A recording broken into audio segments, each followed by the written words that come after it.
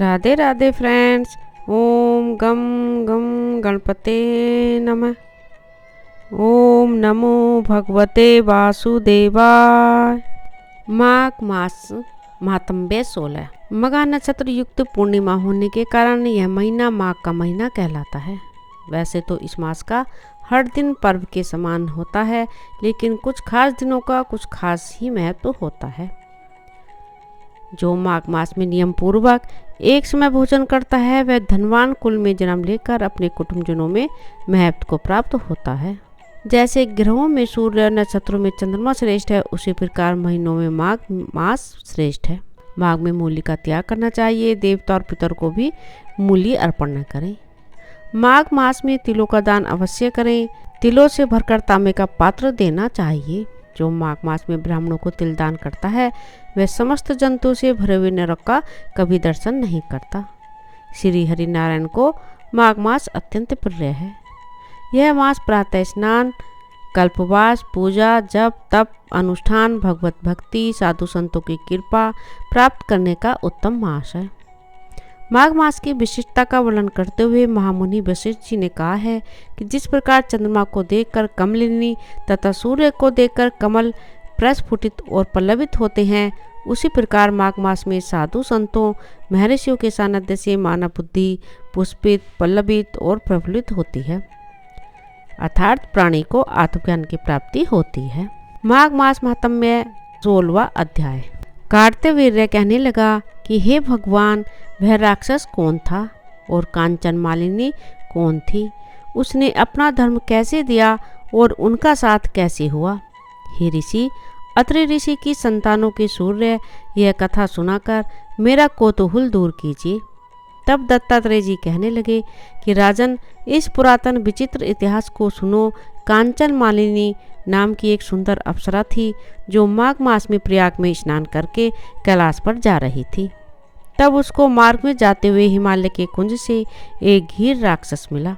उस सोने जैसी तेज वाली, सुंदर कटी वाली, बड़े बड़े नेत्रों वाली, चंद्रमुखी, सुंदर केश और पीन पयोधर वाली सुंदर अप्सरा को देखकर उस राक्षस ने कहा कि हे सुंदरी, कमल नयनी, तुम कौन हो और कहाँ से आ रही हो? तुम्हारे वस्त्र और बेणी भीगी हुई क्यों हैं? तुम आकाश मार्ग से कहाँ जाती हो और किस पुण्य के प्रताप से तुम्हारा शरीर ऐसा तेजस्वी और रूप ऐसा मनोहर है?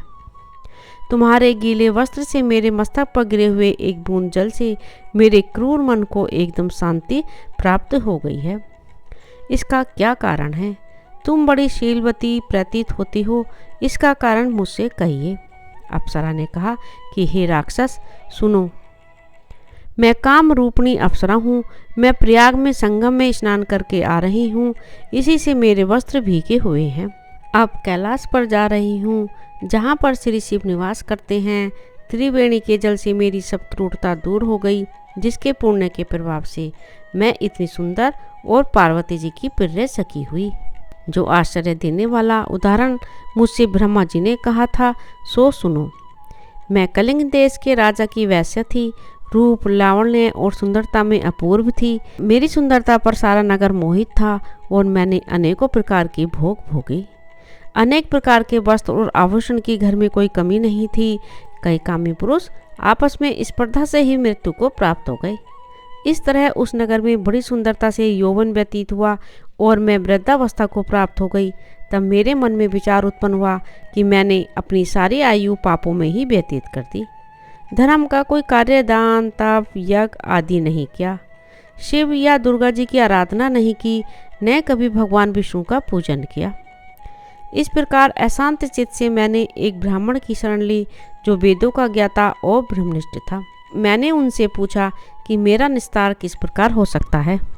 महाराज, साधु सज्जन अच्छे और बुरे सभी पर दया करते हैं, इसलिए मुझ दीन पर भी कृपा करके मुझ कीचड़ में डूबी हुई को पकड़कर उबारिए। क्षीर सागर क्या हंस को ही दूध देता है, बत्तख को नहीं देता?